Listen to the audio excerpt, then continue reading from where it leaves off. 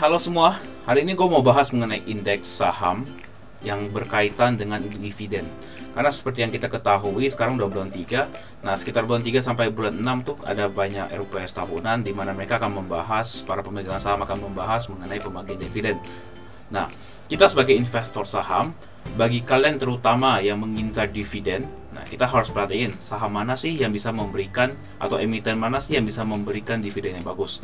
Nah, karena kalau kita perhatikan, nggak semua emiten besar, contohnya BCA, contohnya perusahaan-perusahaan besar, nggak semua membagikan dividen yang bagus. Oke, nah ini akan berhubungan dengan yang namanya indeks saham. Jadi indeks saham kalau kalian sering dengar, pasti ada yang namanya IHSG, yang paling sering kalian dengar ya, RQ45, IDX30, misalnya ini Jakarta Islamic Index bagi yang mau saham-saham syariah ya, Kompas 100 dan banyak macam lagi. Nah, di sini yang mau gue tekankan adalah di bagian indeks high dividend 20. Jadi di indeks high dividend 20 ini adalah indeks yang mengukur kinerja harga dari 20 saham, hanya 20 ya, makanya namanya 20. Oke, yang membagikan dividen tunai selama 3 tahun terakhir dan memiliki dividen yield yang tinggi. Oke. Jadi paham sampai sini ya. Nah, di sini kita bisa tarik saham-saham mana sih yang dividen yieldnya oke. Tetapi kalian harus perhatikan bahwa indeks high dividend 20 memiliki kriteria. Apa itu? Nah, yang pertama, membagikan dividen selama 3 tahun berturut-turut. Nah, yang kedua, memiliki rata-rata harian nilai transaksi reguler selama lebih besar dari 1 miliar. Oke, jadi kalau misalnya nih, contoh kita anggaplah saham ABC ya. Nah, saham ABC dia hanya memiliki nilai transaksi rata-rata paling di sekitar 800 juta. Nah, ini nggak masuk ke dalam indeks high dividend 20. Walaupun dividen setinggi apapun, itu nggak masuk. Nanti kita akan lihat contohnya apa aja. Ya. Nah, jadi periode Februari sampai Januari 2022, ini ada 20 saham. Adaro, Astra, Bank Sentral, BCA ya, BNI, BRI, Mandiri, Cepin, Demas, Pura Delta Lestari, Sampurna, INDF, INTP, ITMG, KB Pharma, dan selanjutnya kalian bisa baca sendiri. Nah, ada 2 yang baru yaitu Demas dan WSBP, dan ada 2 yang keluar yaitu Gudang Garam dan LPPF. Kenapa? Nah, kalau kita perhatikan secara historikal, sebenarnya Gudang Garam sama LPPF itu sering bagikan dividen. Nah, kita lihat di Stockbit aja ya. Kita lihat secara dividen yield. Nah, di sini kita memperhatikan bahwa dividen yield ya, ketika tahun lalu Gudang Garam nggak bagi dividen, makanya 0. Jadi kalau kalian cari secara histori, Gudang Garam tuh nggak bagi dividen pada tahun 2020. Oke, sama juga dengan tadi apa, LPPF ya. Nah, LPPF juga sama, nggak bagi dividen, makanya mereka dikeluarkan. Kenapa? Karena kriterianya adalah membagi dividen selama 3 tahun berturut-turut. Jadi out Gudang Garam sama LPPF. Oke, paham sampai sini ya. Nah, terus kalau dari 20 saham ini, saham mana sih yang memberikan dividen yang bagus? Nah, mari kita lihat.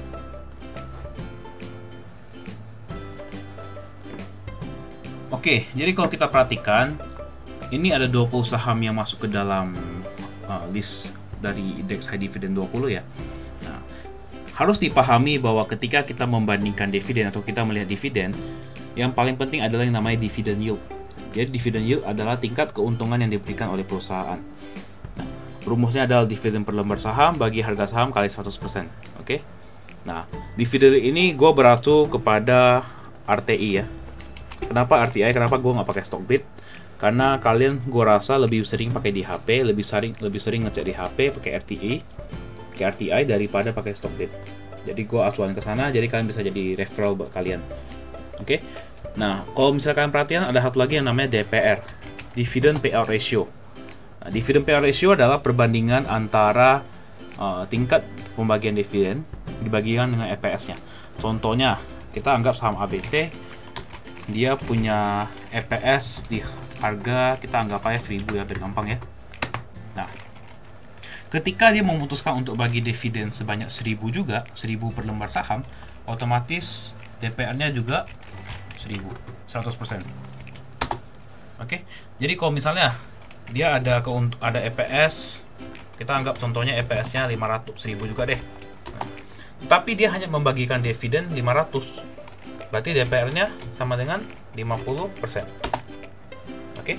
Jadi kalau kalian perhatikan di Stockbit, di RTI, di bagian yang atasnya itu ya, yang kalian lihat di bagian atas, di bagian sini. Nah, ini ya. Kalian lihat bagian sini. Nah, DPS adalah dividen per share. Nah, yang berarti apa? Setiap satu lembar saham mendapatkan 185. Oke. Nah, kalau kita perhatikan, kita hitung dengan kalkulator, 185 dibagi dengan 466. Oke. 39,7% kali 100% ya. Nah, 39,69 dia 39,7. Ini yang berarti ASI, Astra International, membagikan 39,7% dari keuntungannya. Nah, ini pada tahun 2017. Oke. Nah, sekarang kita lihat di 20 saham ini masing-masing tuh membagikan dividen. Lihat dividen yieldnya berapa. Adaro 8,9%, Astra 0,48%, BCA 0,29%, dan lain-lain. Bisa kalian baca sendiri. Oke. Nah, jadi kalau kita perhatiin secara tinggi ya, secara dividen yang tinggi, mana aja sih yang menarik? Pertama, kita lihat Demas tinggi. Kita lihat PTBA tinggi. Kita pilih 3 saham aja, nggak usah terlalu banyak. Dan yang ketiga ada di Adaro. Oke. Nah, ini kan tambang semua nih ya. Ini tambang batu bara. Ini lahan industri, PTBA tambang batu bara juga. Nah, anggap kita mau diversifikasi, kita boleh masukkan HM Sampurna ke dalam sini. Karena dividen juga lumayan tinggi, 8,18%. Oke. Nah, jadi kita bisa memilih, wah, ini sekarang kalau misalnya gue beli Adaro, nanti bagi dividen gue bisa dapat sekitar 8,9% nih. Berarti lumayan nih. Oke. Jadi kita lihat dividen per lembar saham dibagi harga saham. Yang berarti ketika harga sahamnya lagi turun, dividennya bakal lebih tinggi. Contohnya gimana kita lihat nih. Kita contohin HMSP ya. HMSP sekarang ada di harga 1465. Oke. HMSP price 1465. Oke. Nah, yang berarti kalau misalnya HMSP turun ke harga 1300 dan kalian entry di harga 1300, dividennya bisa lebih tinggi. Dividen yang kalian bisa dapatkan, dividen yield yang kalian bisa dapatkan otomatis lebih tinggi. Ya, jadi ini semua dividen yield ini angkanya bergantung sama harga sahamnya. Nah, kalau HMSP kan kita ketahui HMSP itu selalu membagikan 100% dari keuntungan mereka. Nah, karena kan ada perusahaan asingnya. Perusahaan yang memiliki perusahaan emiten yang memiliki perusahaan asing sebagai shareholdernya, yang memiliki perusahaan asing sebagai majority shareholdernya, rata-rata membagikan dividen 100%. Contohnya apa? HMSP sama Unilever. Oke, tapi dengan harga Unilever sekarang, dividen yieldnya hanya 1,29%. Berarti ini nggak gitu menarik dibandingkan dengan HMSP. Oke, nah, jadi kita lihat nih, saham mana sih yang kita mau investasikan? Boleh kita beli di Adaro, Demas, HMSP, dan juga PTBA. Oke. Nah, tapi saham apa lagi yang bisa membagikan dividen tinggi? Karena kan kayak gue bilang tadi, ini ada kriterianya. Kriterianya adalah memiliki nilai transaksi harian lebih besar dari 1 miliar. Nah, kalau kita lihat di sini, nah, ada sekitar 6 saham yang menurut gue lumayan oke, yang bisa kita consider untuk mendapatkan dividennya. Yang pertama MFMI. MFMI sebenarnya dividennya tinggi juga 8,5%, tetapi sahamnya kurang liquid. Kalau kita perhatiin MFMI, nah sahamnya nggak liquid. Ini saham yang nggak liquid berarti otomatis dia pasti nggak sampai 1 miliar di transaksi hariannya. Oke. Kalau lihat komen, April nih bagi-bagi dividen nggak nih? Nah, karena yang diketahui bahwa dividennya tinggi. Bahkan kalau kita lihat secara historical, ya, kita lihat di Key Stats. Nah, nih tinggi terus, lumayan oke. Ya, MFMI. Contoh yang kedua, MPMX, Hexa, ADMF, BJBR, BJTM.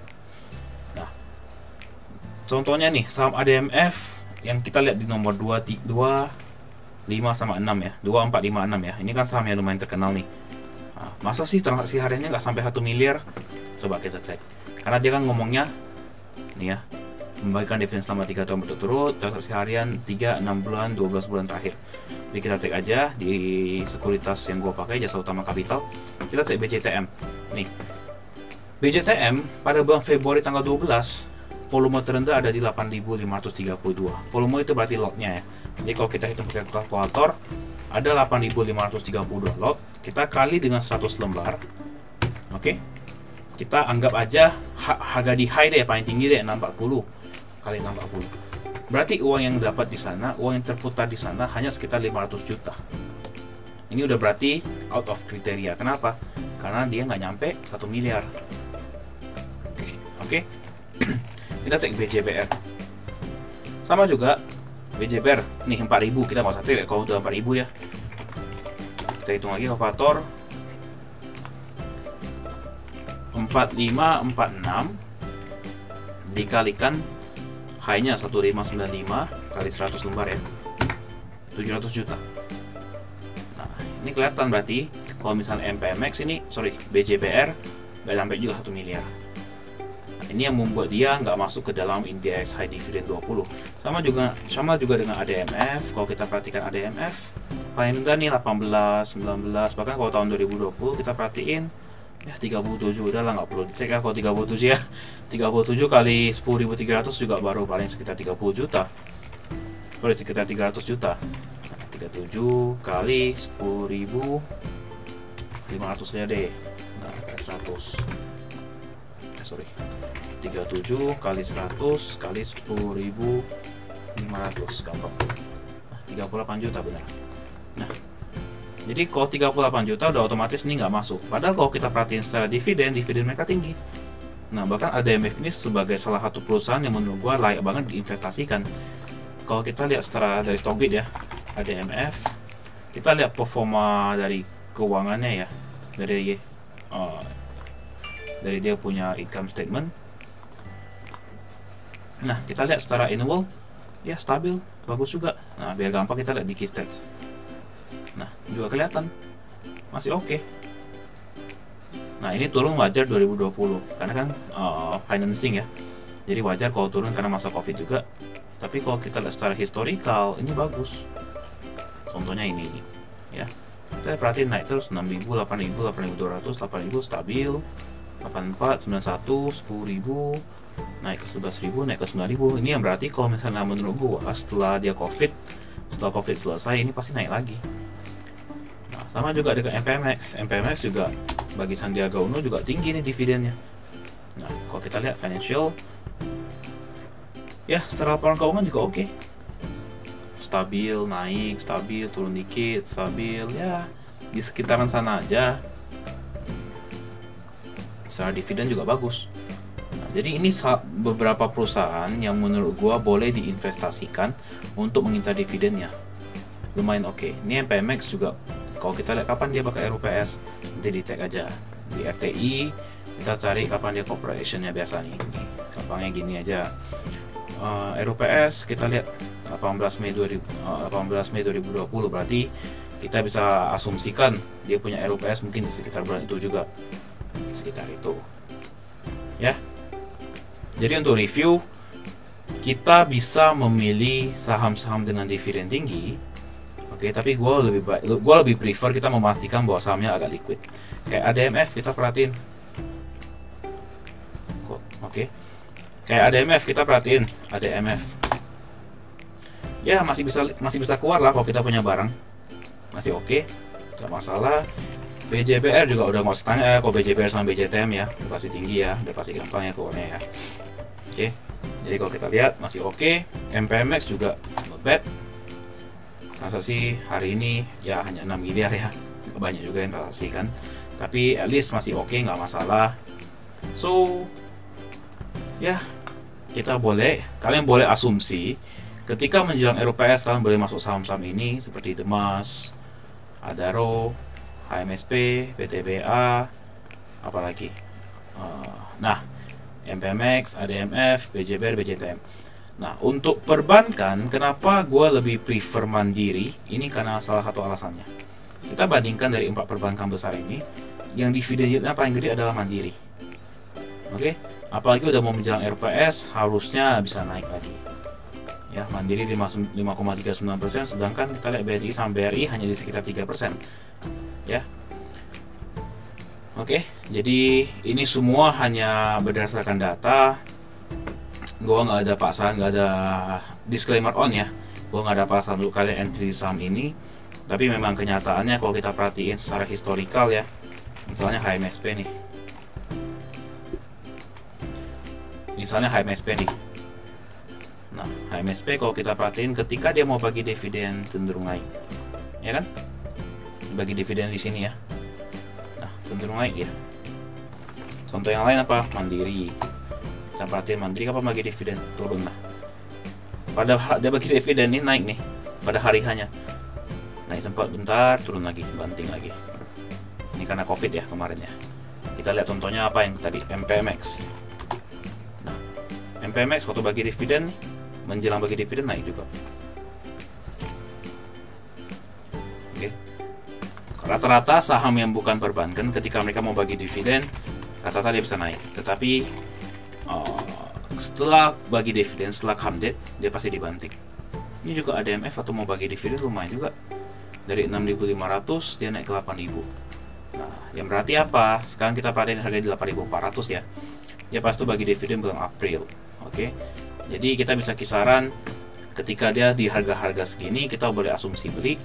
Nah, kemungkinan ketika dia udah menjelang bagi dividen dia bisa naik. Nah, lumayan. Ini cara trading dengan dividen. Nah, tetapi kalian harus ingat dividen itu ada yang namanya come date. Ya. Nih, ada nama come date, ex date, recording date, sama payment date. Ini kalian silakan pantengin di Instagram. Gue ada bikin post mengenai ini, pengertiannya apa. Nah, yang paling penting adalah come date adalah hari terakhir. Jadi biasa setelah come date harganya akan dibanting. Oke, payment date kapan? Kalian silakan lihat arti-artinya di mana. Lihat di Instagram investpreneur.id. Di sana gue ada bikin videonya. Gue ada bikin postnya.